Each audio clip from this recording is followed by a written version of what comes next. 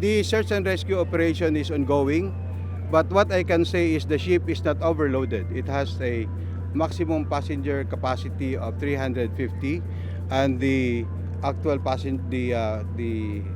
actual passengers on board as declared by the master is 332. The Coast Guard has immediately acted on it as soon as we received the distress call from the Sea Marshal on board. Lahat po ng search and rescue assets sa area ng Zamboanga and Basilan are involved.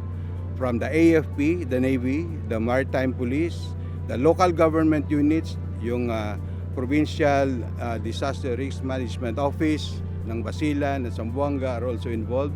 The commercial shipping have also sent their ships. So lahat po doon ngayon ay tulong-tulong. It has become a whole of nation search and rescue operations. Nakafocus tayo ngayon again sa search and rescue dahil mas mahalaga higit sa lahat ang buhay ng tao.